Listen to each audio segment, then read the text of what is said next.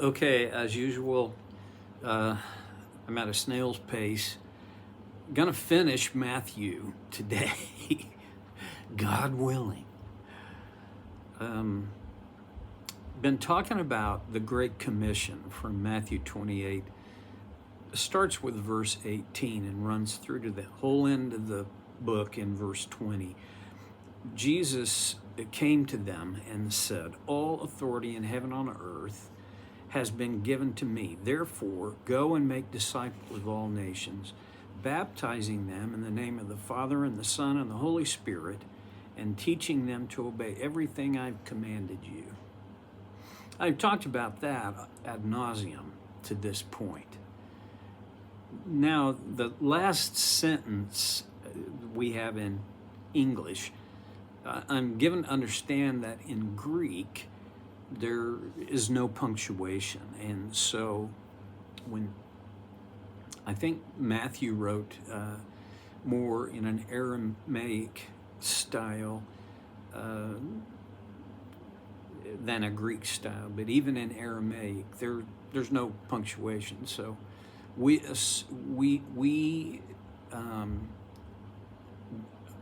by anglicizing this, we put a period, and then we start with, "And surely I am with you always to the very end of the age." A couple of quick things I see. One, go into the whole world, of all nations, right? Okay. And then he says, "I am with you always, to the very end of the age." It's not "I will be with you." I mean, the tense, I think, is valuable. I am with you. And not just "I am," surely I am. It's almost like he's saying, how could I not be? I am with you. And because of that, what should that mean to us? That the "I am," Jesus, is, not will be, he is with me always. I just think I lose track of that. I sometimes in church services, I hear people, ask God, "Come and be with us here. Jesus, be with us here. Holy Spirit, come." And every time I hear that, in my mind, I'm going, what are you guys not paying attention? I mean, he's already here. I am with you. You're going through a crappy time in your life right now. Yeah, I get it. Your health, your financial situation, your family, your job, your business, your life can go sideways in so many ways. And maybe it is right now. What I'm not saying is, so Jesus is with you, so, just be happy. I'm not saying that. The things that you can't be happy about. Anyway, I can't be happy when they happen to me. I might try and manufacture some disingenuous or fake happiness. So I'm not saying that. But what I am saying is, when you're going through that crap, sorry, I'm using a lot of technical language here. When you're going through it, it's not like Jesus is on the other side going, come on, you can make it, No. He is with you.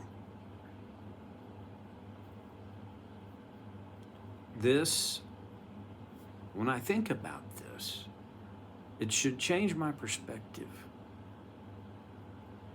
So why doesn't it? Well, there are reasons, and some are scientific even. But when I'm going through the really hard things,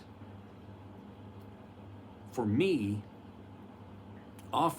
most often, it's not this part of my brain, the front part. It's called the prefrontal cortex. This is the decision-making part of your brain. This is the executive command center of your brain. This is where information is processed, sorted, cataloged, and then acted on. It's stored in another place, but it's acted on here in the front. But there's another part of my brain, and yours too. It's a much smaller part. It's called the amygdala, and it's part of what's called the limbic system.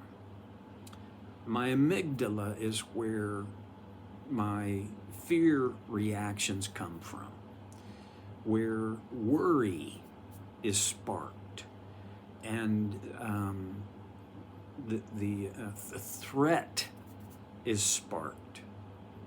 And because God intended us to live beyond one generation, He made their impulses strong enough to overwhelm this thoughtful part of my brain. You know, if the house is on fire, I don't need to do the physics of how many more minutes do I have before the fires are going to reach this room. I need to get out of the house. So I don't need to be stopping and pondering and wondering. I just need to get out. Okay, that's only a tiny bit of that comes from out of here, my prefrontal cortex. Okay, so why am I telling you this? It's because this fact that Jesus said, "Surely I am with you always," is information that is processed here in the prefrontal cortex of my brain. But when the threat appears and my amygdala jacks with my whole brain system, what my conscious decision-making brain is capable of goes really out the window for a while. Some psychologists call that the flooding of the mind. So, this may happen to you. There's a lot of people who, they're not, well, thank God, they're not wired like me, and they don't have quite the hair trigger for their limbic impulses out of this amygdala thing. So they may not have the similar kinds of problems, but there's a whole lot of us who do, and it may be you. So how do I get my brain where the fact would dominate over the feeling of it's threat, warning, danger. The only way I know of, there's a couple of things. One is,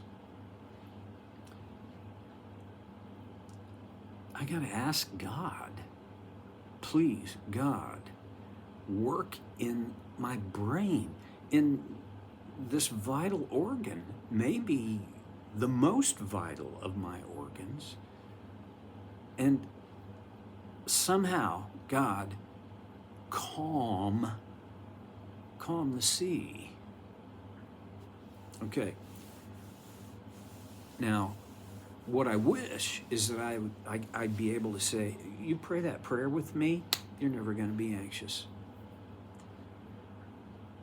But I'm not going to do that because I don't think that's true. Hasn't been true in my life. I will say, though, that God has given me more victory over the anxiety that obscures the fact than used to happen. Okay, let's start with prayer. You have to, here's the thing though about prayer, you got to believe. Okay, I believe in God. I believe He's capable. Do I believe He will? See, that's where my hiccup sometimes comes. I know He can. I don't know if I believe He will. And the jury in my world is still out on whether when I pray, and I'm not sure whether that even matters, I rest on from an episode in Jesus' life with Peter, James, and John. They come down off the mountain after His transfiguration, and there's a big ruckus down there. A father brings his son, and Jesus asks him, "What's going on?" He says, I asked the disciples to cast the demon out of my son, but they couldn't do it." Jesus asks a few questions, and then He casts the demon out of the boy. But before He does, He asks this central question, and huge question: "Do you believe I can?"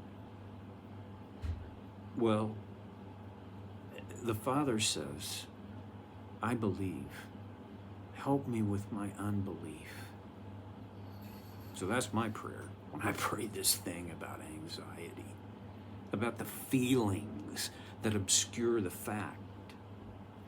The second thing is, I need to dwell on the fact, not how I feel. And this is hard, because how I feel is right here. And I truly believe, as I've said, that the feelings can obscure the fact, because the fact is, Jesus is not out there somewhere waiting for me to get over it. He's not out there somewhere waiting for me to muster the faith and courage. He is not. He is with me. A reasonable prayer is, "Dear Jesus, thank you that you are with me. Please capture my feelings with the fact that you are with me." Is this like, boom, now your life's going to change? No, probably not. I'm going to have to do that many, many, many times.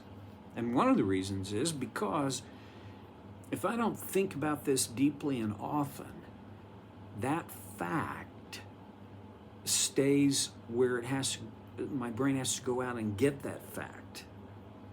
I want it to be so much in me, this fact that He is with me, that even when my feelings override my thinking, this fact is standing out against that. I want my belief, my faith in the fact that Jesus is with me. I want that to be the rock solid theme of my thought life through the day. Lots of ways you can do that. Different people are different. If you've got a smartphone, it's got a timer on it. Maybe you should set it for about every hour. And when the beep goes off, it's a reminder.